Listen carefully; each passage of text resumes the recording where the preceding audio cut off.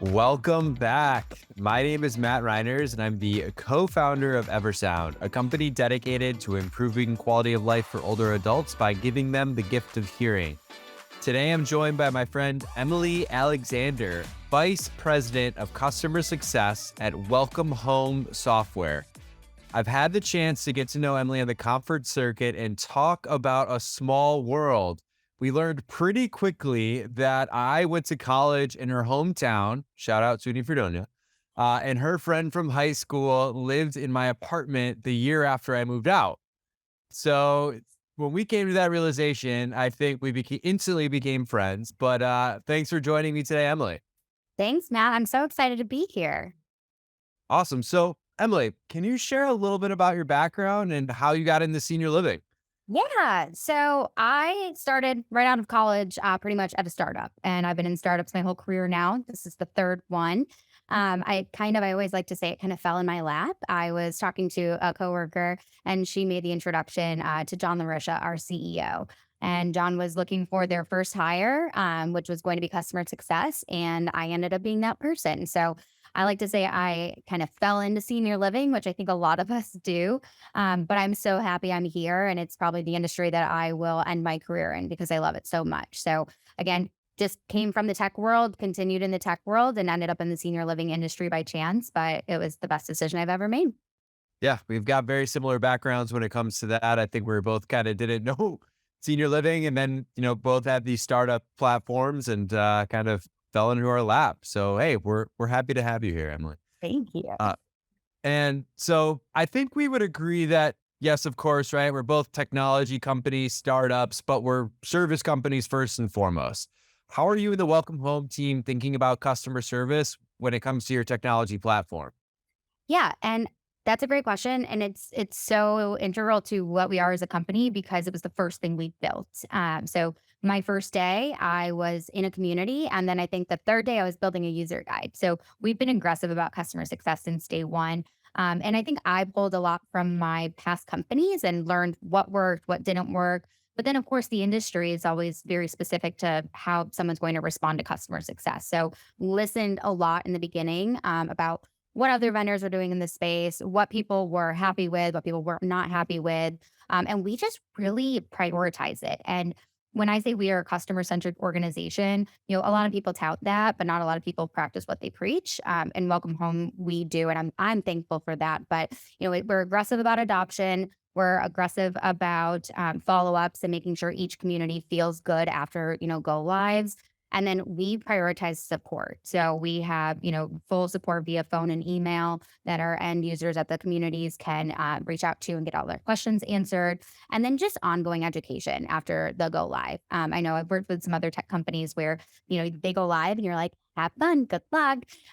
We know how important a CRM is to the senior living industry. So we really, really prioritize making sure that the teams are trained, they feel good, they're happy, their questions are answered. And it seems like a no-brainer, but it seems like, our industry is kind of catching up to what a true customer success model should be.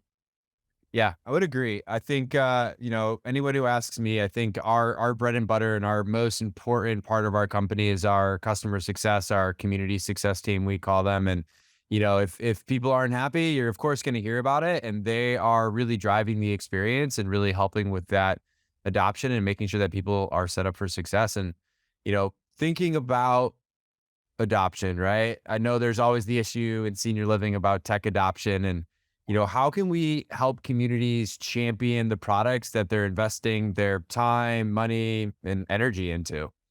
Yeah, I think the first thing, especially this is for any tech company in the senior living space, find a way to monitor that adoption, right? Because you don't know what you don't know. And the communities might be saying, I love it, I'm using it, but you need to find a way to codify that information and give it to your operators, right? Because that way the operator can go back to their communities and say, hey, we know you're not using this product. What can we do to help? So I think one is, find a company that is tracking adoption and can give you those metrics on a weekly basis, especially post go live. And then I think number two is making it exciting for the team because everyone's scared of a transition, right? And even if it's not a transition, even if it's just a new product, people are scared, they're apprehensive to use it. But if it's coming from your boss and you're saying, we're super excited about this, it's going to change things for you guys. Building that excitement from the top down really does disperse itself throughout the organization. My best onboardings, and I'm sure you've seen this, is when the operators and the VPs and the people in charge that made this decision are messaging to their customer base or their employees saying, "Hey, this is going to be amazing. We are so excited. This is going to be a game changer for us." Right? The end users come in already excited and wanting to use it. And then accountability. That's probably a big one for me and for Welcome Home is making sure that the VPs and again, people who are purchasing these softwares are holding the teams accountable. We just did a new software at Welcome Home for my implementation team. And, I made my messaging very clear around what the expectation was, right? It's that it's being used. And if it's not being done there, it's not being done anywhere. So I think those are the three things that definitely people at the top that are purchasing these softwares can kind of take with them to their team. It's just build excitement, hold accountability, and track adoption and make sure we intervene when people aren't using it. Yeah, I think you hit on some really, really important pieces there. And I think, especially the building excitement piece, because I find time and time again, sometimes these decisions are made at the home office and people in the communities are like, oh gosh, what is going on? But like for us, we always try and do like an education session before they ever work with us, just so they can like see how it can impact their day to day and just improve that quality of life, not only for their residents, but for them. And then having them raise their hands from there, I find that really helps with adoption from the get go. And then, yeah, you hit some great points too in terms of like keeping track and the accountability and really setting that expectation, which sometimes kind of gets lost in the, in the translation. Um, and so we talk about the decisions that are being made at the home office, right? And then being pushed down to these communities. And how have you seen we can help drive ownership and accountability throughout the organization and make sure that the technology sticks and helps? Is there anything more granular that you have seen be successful on that end? Yeah, so we kind of do a two-part training. We'll kind of do the what first, the tactical, how to use Welcome Home, but then we follow up with some best practices. So when we get people in the software, just using it at a bare minimum and let them kind of figure out things and learn that, go through that learning curve. And then we double back with the best practice training that says, here's the why to help contextualize why they're doing certain things. So I think helping the operators with as much training as possible and not just doing tactical training, right? It's easy to know what and how, but the why is so important to our industry and it's important to people, right? That's what drives us to do what we do. So I think that's really helpful is having a partner that really drives home the why and why are you using this? Again, producing those metrics, right? We have a customer success tool that sits on top of Welcome Home that allows us to track adoption. And we just push those reports out to our client base every week, especially post go live to show them. But then also we're tracking it and going to the communities and saying, hey, it doesn't look like you're using this. How can we help? So finding a partner in that, right? And not just someone who's going to be like, we've trained you guys, everything else is on you. I like to always say that my goal as a customer success manager or my team's goal is to be an extension of our clients' teams, right? And like the part, like I want my clients to think of me as their fifth regional or their sixth regional, right? Yeah.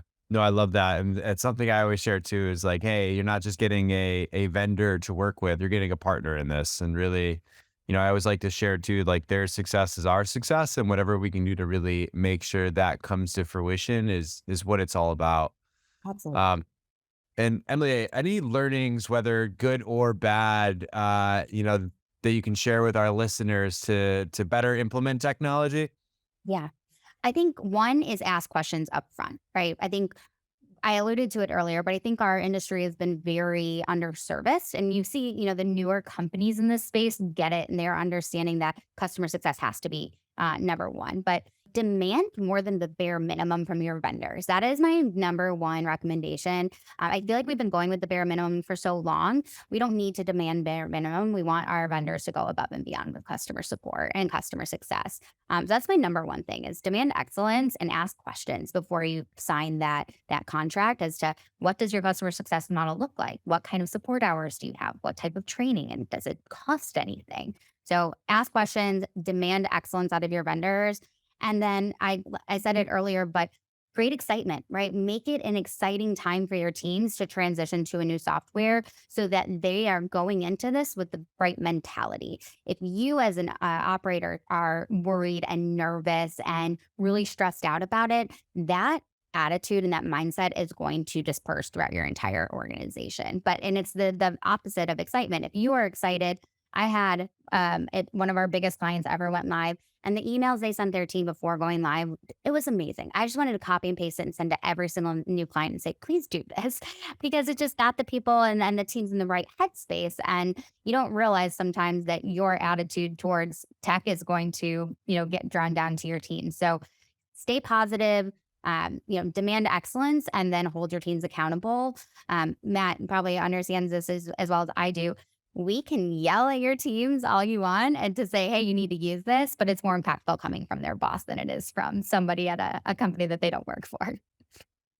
Oh yeah, I've got a million stories about that. But yeah, it really comes from the top down, and if the whole team's not behind it, right? Why should anybody be behind it? And it's definitely something we've learned the hard way. Everything we've learned at failing it once or twice before. But That's sort and of then yeah, exactly. And then Emily, my last question for you, and arguably the most important, if you were to give other senior living providers or, tech vendors three guiding principles as we're looking through 2023, what would you say?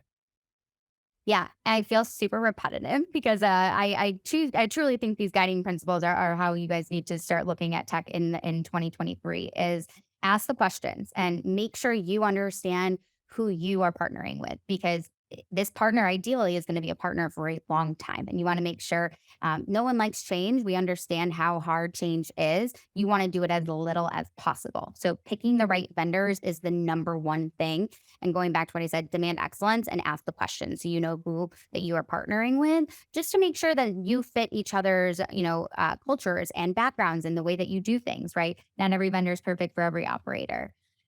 Number two, again, I'm going to say it again, accountability. Drive accountability with your teams and make sure that you are practicing what you preach as well. My favorite clients are the ones that tell their teams if it's not in the CRM, it didn't happen. Like truly, that has more weight than anything that any of us could ever tell your teams is if it's not there, it didn't happen. If you're not doing it in the software, I don't believe that it exists.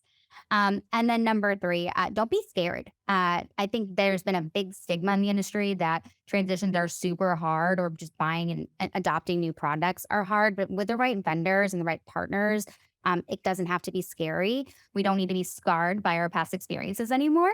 We can understand that there are companies out there, like Eversound, Welcome Home, and others in the space that truly want to partner with you as, a continued partner, not just a product. So don't be scared. Make the jump. I love it. Well, thank you so much, Emily. I know our listeners will get a lot out of this, and just grateful to have you on the podcast here today. Thanks so much, Matt. It's been wonderful.